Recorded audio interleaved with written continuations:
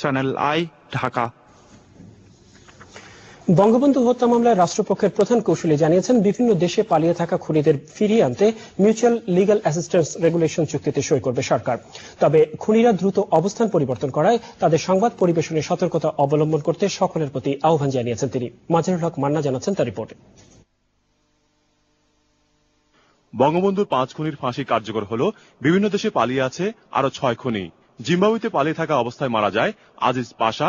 এছাড়া খন্দকার আব্দুর রশিদ পাকিস্তানে, শরীফুল হক ডালিম ও নূর চৌধুরী কানাডায়, রিসালদার মুসলিম উদ্দিন থাইল্যান্ডে, এম এ রাশেদ চৌধুরী দক্ষিণ আফ্রিকায় এবং আব্দুল মাজেদ কেনিয়া আছেন বলে বিভিন্ন মাধ্যমে এ তথ্য জানা যায়।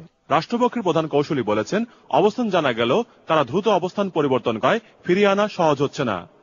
এরা কোন দেশে থাকে সেটা লোকেট করা কিন্তু খুব ডিফিকাল্ট।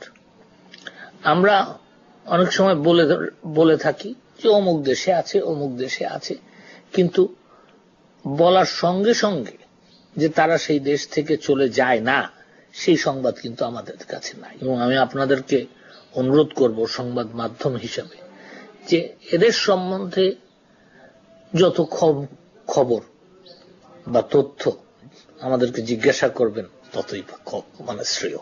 সব দেশের সঙ্গে আসামি বিনিময় চুক্তি না থাকায় বিকল্প চিন্তা ভাবনা করছে সরকার।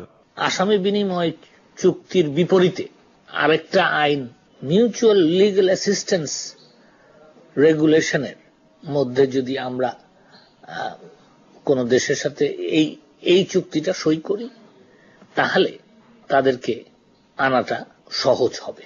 বাই নাও সরকার এই চিন্তা ভাবনা শুরু করে দিয়ে। আনিসুল হক বলেছেন, পালিয়ে থাকা বঙ্গবন্ধু খুনিদের কোন সভ্য দেশ আশ্রয় দেওয়া ঠিক হবে না। মাজহারুল হক মান্না, চ্যানেল আই, ঢাকা। কর্মজীবনে কখনো অন্যায় অসত্যের কাছে মাথা নত না করতে শিক্ষার্থীদের প্রতি আহ্বান জানিয়েছেন রাষ্ট্রপতি মোহাম্মদ জিল্লুর রহমান। জাহাঙ্গীরনগর বিশ্ববিদ্যালয়ের চতুর্থ সমাবর্তনে রাষ্ট্রপতি লোভের বশবর্তী হয়ে কখনো জাতীয় স্বার্থ বিনষ্ট না করার জন্য শিক্ষার্থীদের আহ্বান জানান। তিনি বলেন, ব্যক্তি স্বার্থের পরিবর্তে দেশ ও জাতীয় স্বার্থকে অগ্রাধিকার দিতে হবে। বিশ্ববিদ্যালয়গুলোর আন্তর্জাতিক র্যাঙ্কিং